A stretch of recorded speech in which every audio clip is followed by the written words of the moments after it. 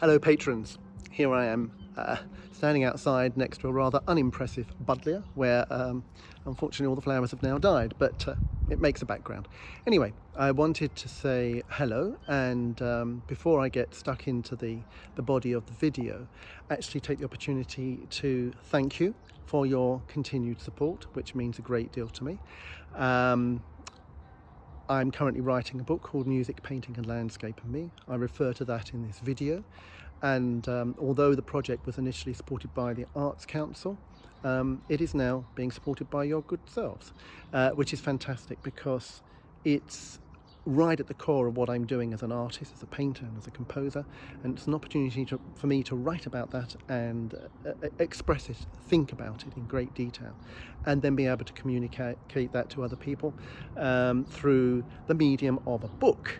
As well as that, I'm also currently writing a significant body, well, I've just started writing a significant body of the music for the organ for Thomas Mallan in Boston, and I've completed the first piece and sent that to him, so he's currently getting his fingers and legs around it. We're due to have a Zoom call about that next week, but it's all going really well and he's very, very excited. There are other things in the pipeline as well, but I'm not going to talk about those now because I've got enough other things to talk about. But anyway, just wanted to say thank you once again, and it's great that you're on my side and supporting this work. It makes it all possible. So on to the video. Hi there. I've been asked by a number of people to talk about the relationship between my paintings and the music that I write, and I'm going to attempt to do this in part, at least, in this video. Now, it is a rather, for me, a rather difficult sort of request, because the relationship between the two is both very complex and very simple. It's very complex because there is a lot of things that connect the paintings and the music together for me as the person that makes them, with regards to the effect that they have upon me. But the symbolic surfaces of both the paintings and the music, and by symbolic I mean in the paintings, the brush strokes, the colours, the textures, the structures, that are organised in such a way as that they are possibly not representing things that me as the artist or me as the viewer look at and associate with things in the real world. They have a sort of a referent quality. So they're symbolic because they're representing things that aren't actually there. When you look at a painting, one of my paintings, you can see roughly where the sky is. You can make out various objects, various forms. Your imagination may sort of concoct meaningfulness around certain brushstrokes and combinations of brushstrokes that somehow remind you of things in the real world. But they're not there. It's symbolic. The painting is representing things that are not there, that are building in your imagination, and where you are actually discerning the meaning by the way you interpret what I've done. And the same is true of the music, except in the music, within the sounds, the pitches, the rhythms, the dynamics, the expression, the structure that you're hearing, those things don't have a referent to the real world outside, because they just don't. Music isn't mimetic. It's not related to or a referent to the outside world. Certainly not in the way that I write it. It's very abstract. But again, in listening to the music, you as the listener will be constructing various meaningfulness, various significances from the sounds that I make. It may stimulate memories, it may trigger visual things, it may do all sorts of sort of stimulatory kinds of things to you through affect. It will make you feel in particular ways, moment by moment. But the important thing here is to say that the language, well, I don't like using the word language because there isn't a language. There isn't a language of painting and there isn't a language of music. I'm not using words. I'm not using words as symbols that have common meanings that we generally accept. But the style of these two things and the way they are represented semiotically through symbols manifest as sound, or through symbols manifest as paint and texture and surface. These are both incompatible systems. The symbols that are used in painting are not the symbols that are used in music.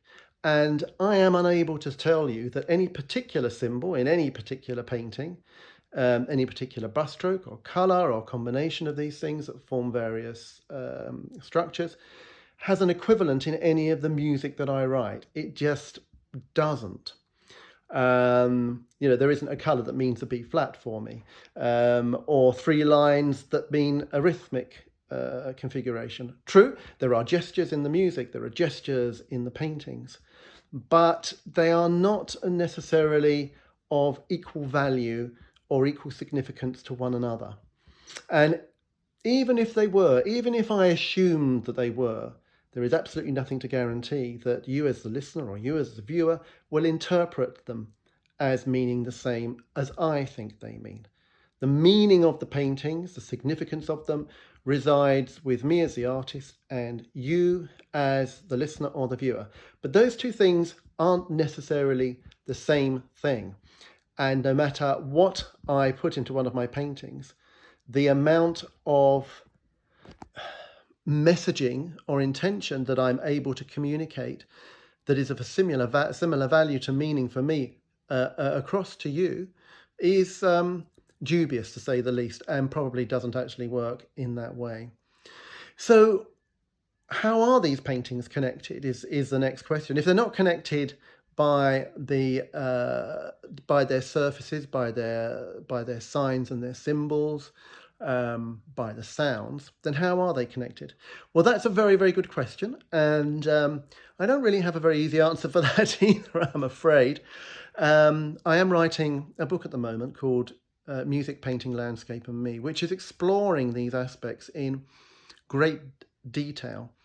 And although I haven't reached a conclusion as yet, all I can say about what connects them at the moment is that they both originate from me. They are both processed through my neurology, my imagination, through my body, the concepts and the structures, the way I translate my affect, what I may think and feel into symbols, will have some kind of a consistency because it belongs to me. But it's very hard to actually point out what that is. So all I can say is that the paintings and the music are connected because in the first instance, they are connected structurally in some way to my engagement with an experience of landscape. So I consider my paintings to be landscape paintings, and I consider much of my music to be landscape orientated itself. You could even consider the structure of a piece of music as it unfolds across time as being the same as exploring a landscape. It's a metaphor. It's not what's happening, but it's a way you may or may not think about it. But because both of these things originate from my little brain, they must be connected in that regard. But the way that they manifest, the way that they're embodied in sound and within the paintings is radically different as a physicality, as an art form. They are very, very different. So one is not comparable to the other, but both are connected because they originate from me and they originate from the interests, passions, aesthetics, choices that as a human being I make. So that is really as far as I can go down that road. I can't give you any sort of nice, neat, romantic sort of analogies and say, oh, well, this painting here It's about my walk in the Berkshire Downs on a spring day, and I could hear the skylarks and etc., etc., and the sun was on my back.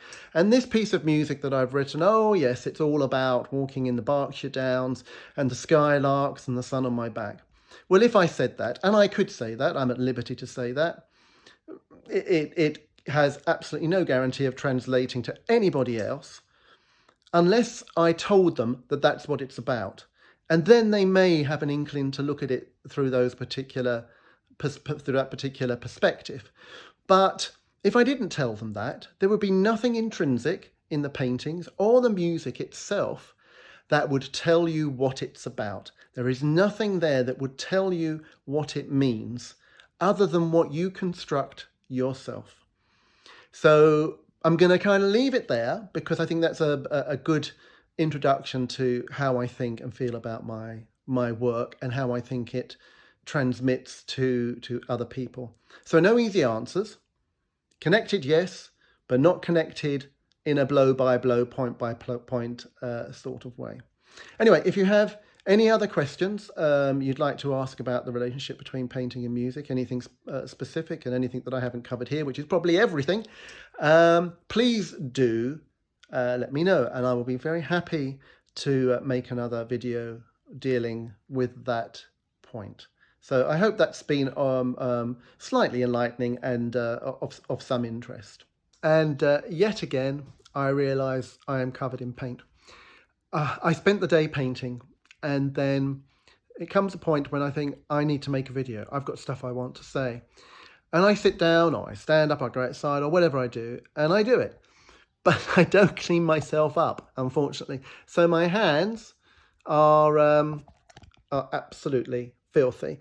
And I touch my face and the paint goes on my face. I've explained this before. It's a familiar scenario.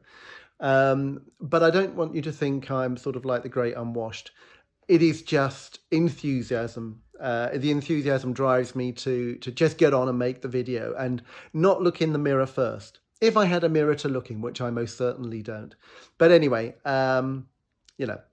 take me as you find me. This is me working. This is me talking. This is who I am and what I do. And I hope it provides some entertainment. Cheerio.